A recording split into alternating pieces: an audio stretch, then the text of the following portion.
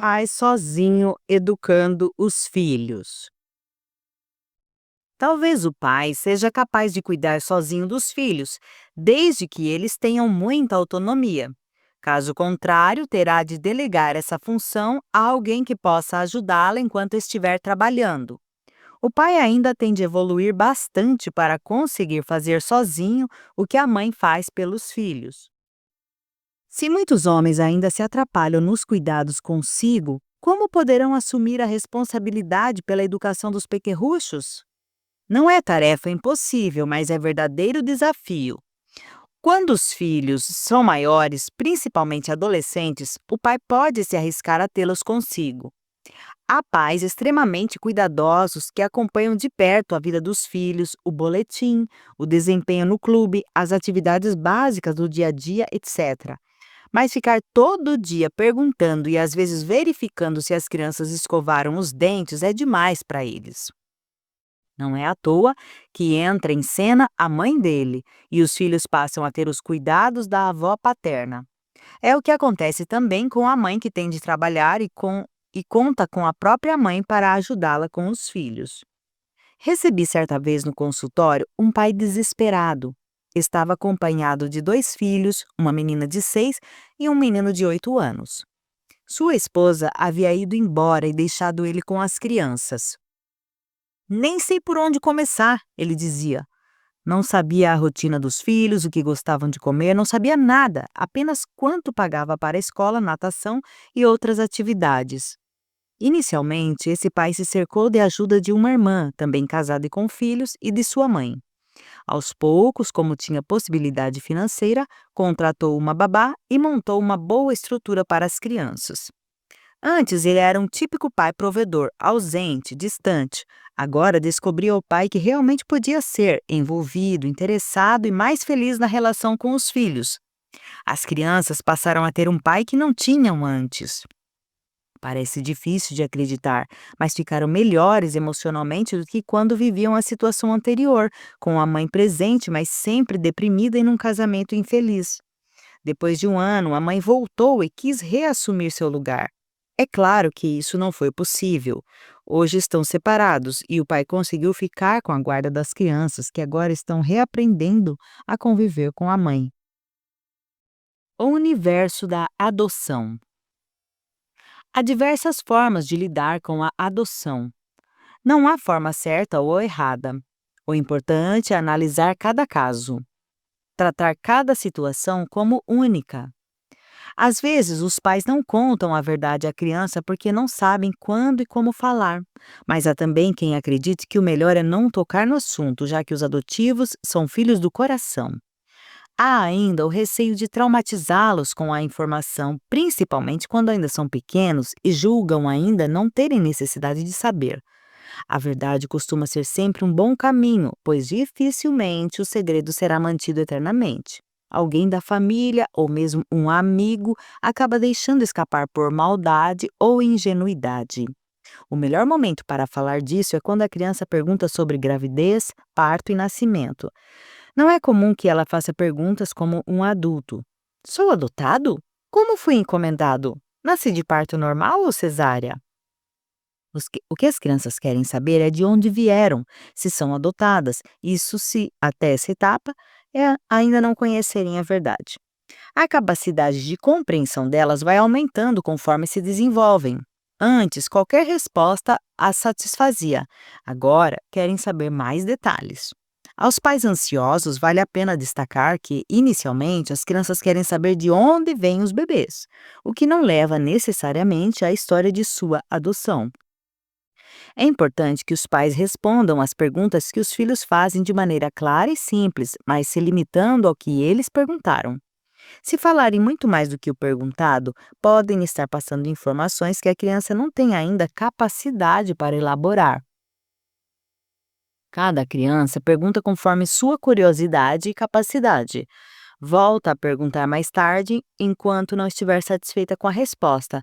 É natural que ela queira saber de onde veio. O pai, por suas características e até mesmo pelo menor envolvimento, consegue dizer ao filho com mais tranquilidade que ele é adotivo. A mãe sofre muito porque parece que a responsabilidade por não ter tido filhos é naturalmente dela. Não é verdade. Em apenas 30% dos casos, as causas do fracasso reprodutivo são femininas, em 30% são masculinas e em 40% dos casais sem filhos há problemas de ambos os lados. Uma das maiores causas da adoção é a infertilidade. A adoção é um gesto maravilhoso. Crianças adotadas são filhos do coração. O que muda é a origem. Para a criança pequena, não importa se ela veio do útero ou do coração.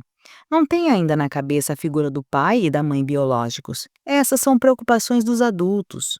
Entretanto, por mais que a família procure lidar naturalmente com a situação, chegará a hora em que a criança vai entender o que é adoção e não terá a gentileza, o jogo psicológico e a amabilidade para enfrentar a notícia de que sua mãe não é verdadeira. É sempre um momento muito difícil. Muitos sentimentos vêm à tona: tristeza, rejeição, raiva, gratidão aos pais adotivos, raiva aos pais adotivos por não terem contado antes ou por terem contado, no caso dos que preferiam não saber, e muitos outros. É um momento de crise, de dor e ambivalência. Os pais adotivos devem ser pacientes e confiantes no vínculo que tenham criado com o filho, pois ele será o suporte para que o filho aguente a situação. Argumentos cruéis. Vou embora de casa. Você me trata assim porque sou adotivo. Quando um filho sabe que é adotivo, pode usar esse fato como arma e fazer ameaças para conseguir o que quer ao sentir-se contrariado, frustrado ou agredido, com ou sem razão, pelos pais. Principalmente quando percebe que esse é o ponto fraco dos pais. É preciso muita calma para enfrentar essa provocação e ter firmeza ao dizer, olhando-o nos olhos: Então vá, agora, com a roupa que está vestindo, e em seguida abrir a porta da rua. Raramente o filho, biológico ou adotado, sai de casa sem ter para onde ir. Alguns, de fato, vão até a porta para intimidar mais os pais, e as crianças continuarão ameaçando enquanto sentirem que obtêm resultados vantajosos. Nessa hora, o pai e a mãe precisam aguentar firmes e acrescentar: Você só voltará se reconhecer seu erro, pedir desculpas e nunca mais disser que vai embora. Se sair outra vez, nem pedindo desculpas, você volta.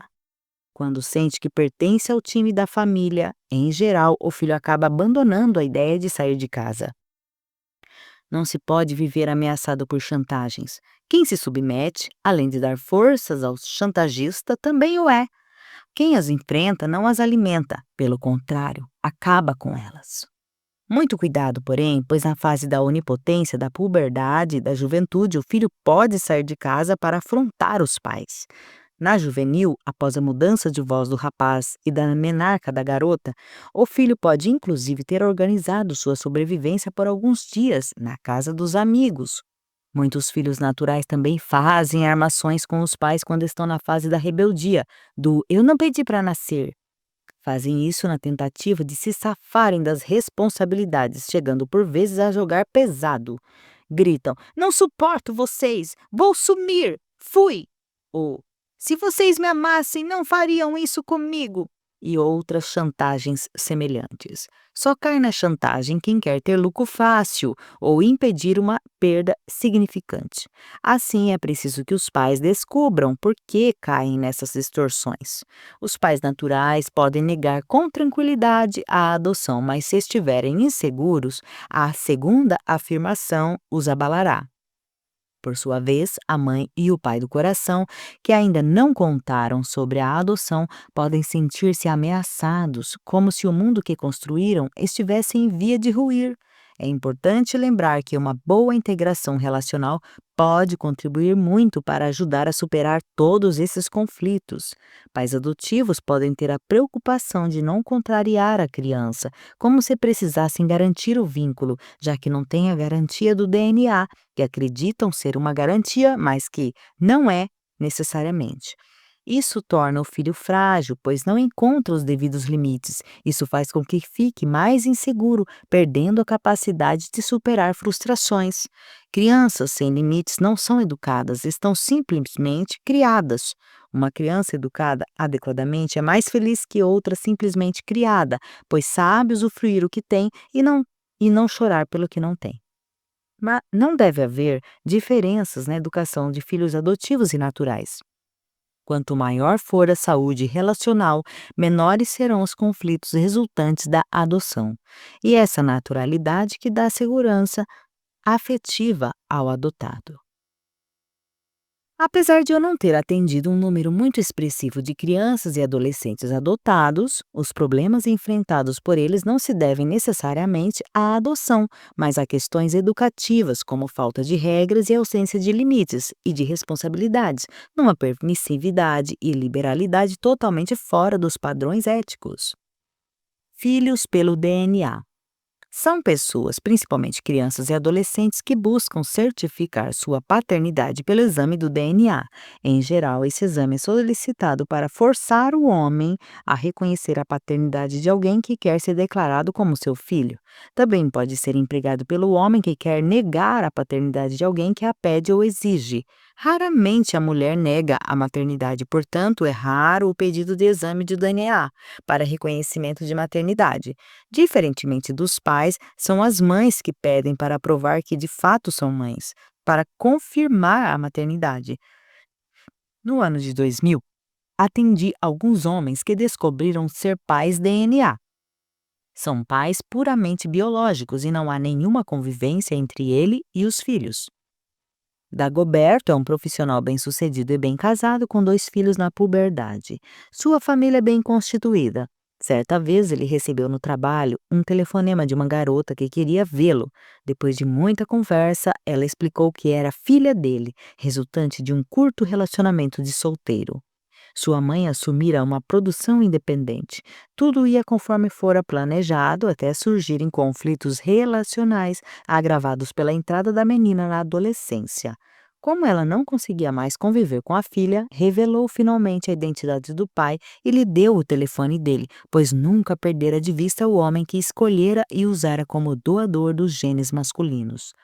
Na realidade, ele, sem saber, participara com seu DNA da formação de um outro ser humano. Depois do brevíssimo envolvimento, ele nunca mais tivera notícia da mulher, tampouco da existência da filha, até ser procurado por ela.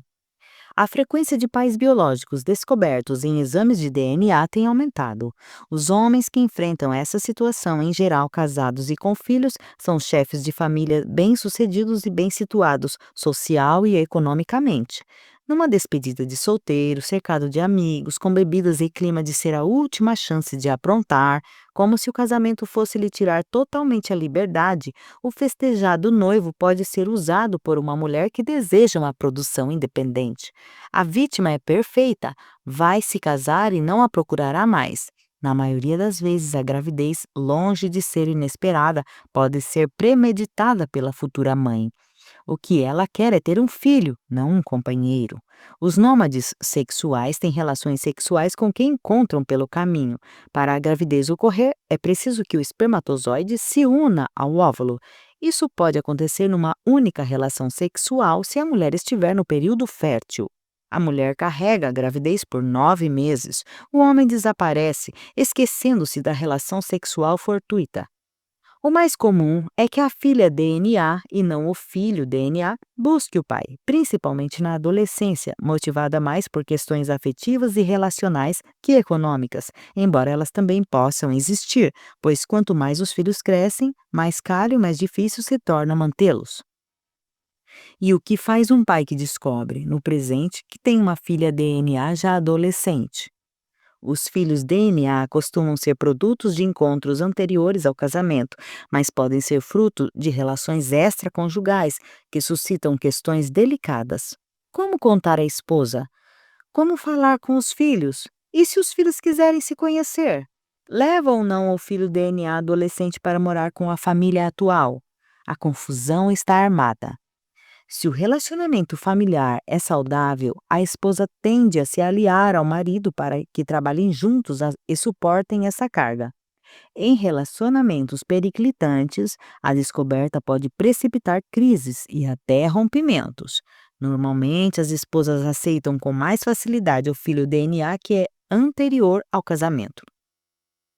Poucos pais levam os filhos DNA para casa, resolvem a situação de outra maneira, dão suporte financeiro, mas os mantêm à distância.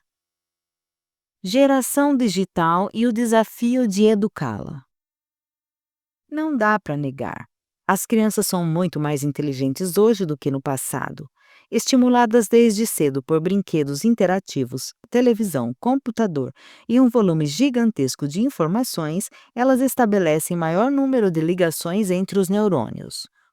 A diversão hoje envolve desafios mentais e mesmo brinquedinhos têm finalidades psicopedagógicas apropriadas às diversas idades. As crianças não escapam da telinha nem correm mais solta nas ruas. Mais de 60% da população paulistana mora em condomínios verticais ou horizontais. Para lidar com tantas novidades, o pai e a mãe têm de se preparar. É preciso atualizar-se. Não é mais possível ser um educador baseado somente nas próprias experiências como filho, pois seria como usar martelos para corrigir programas de computador. Quando Bill Gates fundou a Microsoft, era seu desejo que as pessoas tivessem as informações nas pontas dos dedos. Hoje, os adolescentes e as crianças têm suas vidas nas pontas dos dedos. Assim como no nosso alfabeto contém 23 letras, a linguagem digital usa somente dois números, 1 e 0. Tudo pode ser colocado em linguagem digital e transmitido em altíssima velocidade em imensas quantidades a incomensuráveis distâncias. O mundo virtual é formado sob essa linguagem e tudo se encontra na rede, a web. Tudo se encontra na ponta dos dedos. É por isso que chama essa geração de digital, pois deseja ter sua vida na ponta dos dedos. Dada sua variedade apenas para facilidade de compreensão, a geração digital será dividida em várias outras. Geração Zap, geração videogame, geração internet, geração celular. Novas gerações que dominarão o mundo.